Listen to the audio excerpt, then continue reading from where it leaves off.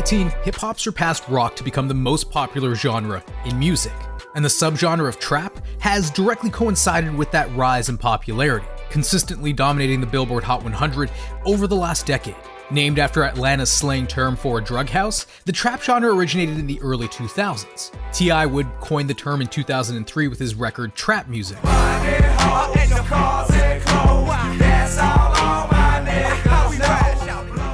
From Young Jeezy's Trap or Die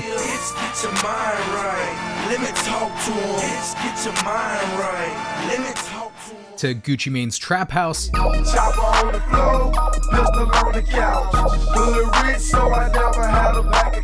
the genre was stylistically diverse, mainly united by its unmistakable hi-hats and heavy 808s.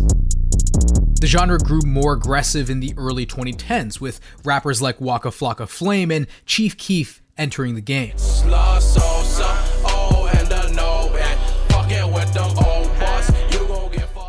On the other side of the spectrum, trap also began sounding more melodic, minimal, and atmospheric.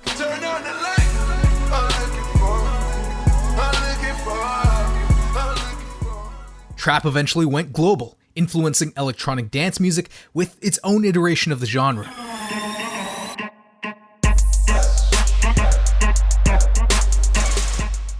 But it was in 2015 when trap would truly become influential in pop music, thanks to a handful of releases. Most notably, Travis Scott's RODEO.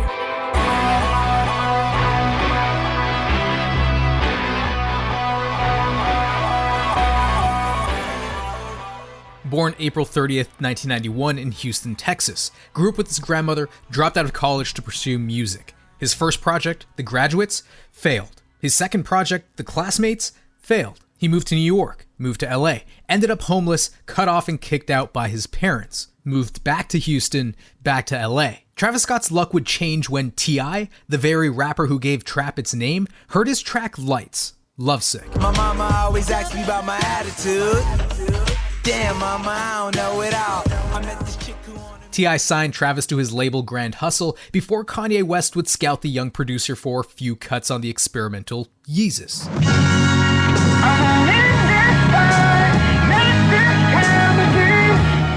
Eventually, T.I., Kanye, and Mike Dean would begin working with Travis on his 2013 mixtape, Owl Pharaoh.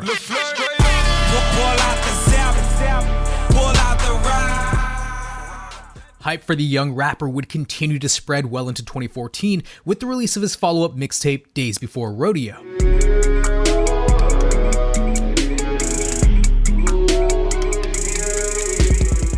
A tape full of great ideas that would be refined on his debut record. Don't you let out the antidote. Popping pills is all we know. Rodeo would change hip-hop because it was the middle of the hourglass, the focal point of everyone that came before him. He may not have been the first to the genre, or perhaps even the best at it, but co-signed by the very legends that paved the way for the genre, Travis Scott was perfectly situated to usher in the next era of rap and hip-hop. His sounds were greatly inspired by his contemporaries, and on Rodeo, he surrounds himself with many of the genre's successful originators, while carving out his own unique corner of the genre. The very first sound you hear on Rodeo isn't even Travis, but rather T.I. setting the pace and story. 9 light years away, just outside of the Kepler solar system. Travis employs a storytelling device evocative of Common's narration on Kid Cudi's Man on the Moon, End of Day. This is the story of the man on the moon. A record from an artist Travis frequently credits as a massive influence. Pornography's chorus even pays homage to Kanye and Flashing Lights.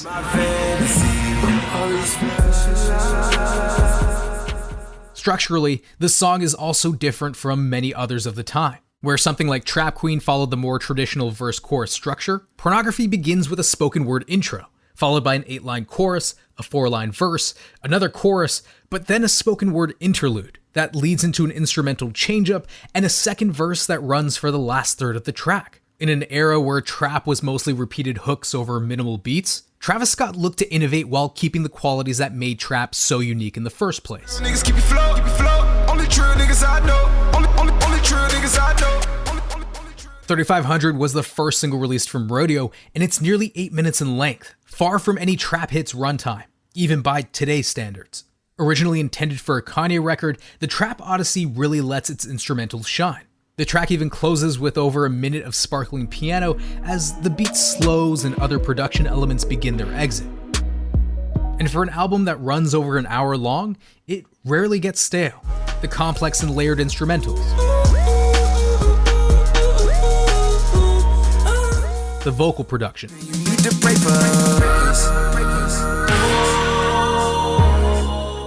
the dark punk-like atmosphere. Nigga behave, nigga behave, nigga behave. Us niggas, we can't behave. We mobbed on the pave. Got treated like slaves. Everything is tasteful and well executed, but it's the frequent beat changes that really keep tracks moving. Oh My Diss Side is likely the greatest example of this, slowly taking away aspects of the first beat and incorporating new elements as the track develops. Oh my, oh my, oh my, I've been up for it. By the track's end, you have a completely new beat that felt like a gradual progression. This side, always this side. Other times, the beat changes are more evident, like in 90210. In the 90210, 90210, looking for that. An ambitious trap song like none other, what starts as a spacey synthwave track transitions into a psychedelic soul tune.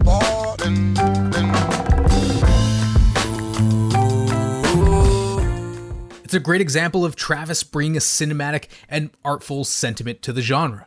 And every track feels unique in that way, while still maintaining the album's loose narrative, recounting the rise and current era of La Flame, aka Travis. It's in 90210's second half where Travis delivers a stellar performance and begins to show his sensitive side. Mama called me up, that money coming and she love me, I done made it now. I done found like meaning now. All them days are hard to break.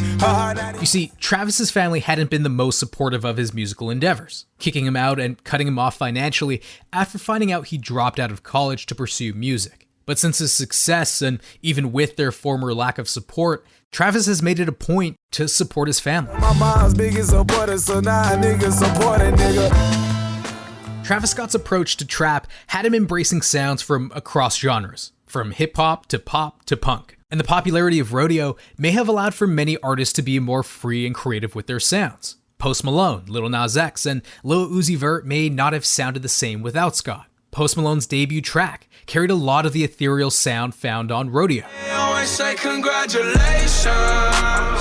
Work so hard, forgot how to vacation.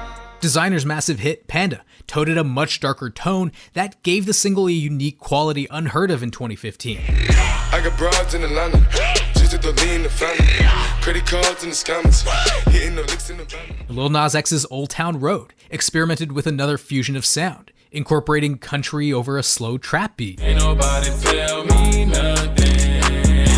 You can't tell me nothing.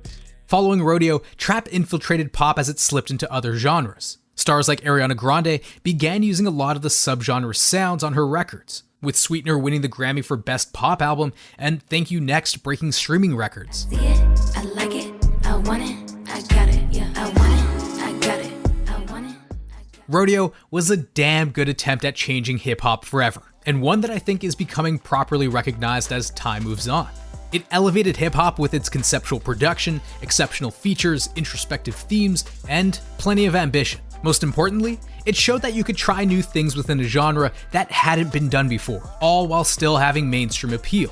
We've seen plenty of trap experiments since, but nothing quite as drastic as Rodeo. Even Travis's own Astroworld, while solid throughout and commercially more successful, fails to reach some of the highs on Rodeo. It stands as the pinnacle album of the trap age, cementing the subgenre as a mainstream behemoth and securing Travis's place in the cultural zeitgeist. Only time will tell how significant Rodeo will remain. But if you haven't taken the time to listen to Rodeo yet, giddy up. It's not a secret. I love LCD Soundsystem. One of my first videos was about James Murphy and the band's journey through music. And I bring this up because CuriosityStream finally uploaded Shut Up and Play the Hits, a documentary looking at the last 48 hours of LCD Soundsystem before their final show at Madison Square Garden. Of course, that disbandment wouldn't last, and the band would return just over 7 years later, but it's a great personal look behind the scenes of an artist wanting to get out. You can use the first link below to start streaming it now. It's a great watch. In fact, whatever excites your curiosity can be found on CuriosityStream. How will humans start terraforming Mars, you ask? Well, check out Becoming Martian.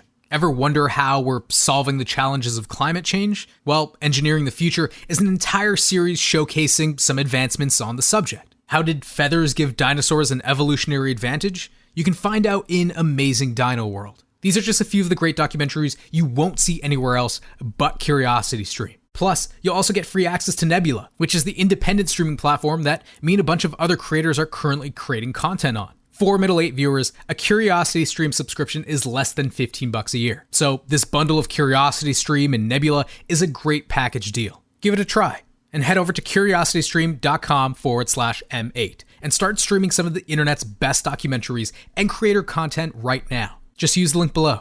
If you like the video, show it some love with a like rating, subscribe, and hit that bell so you never miss an episode. Support us on Patreon to get your name in the credits and early access to new videos. And if you're looking for some new music, check out my bi-weekly podcast, Playmate, where I interview artists and we chat about music.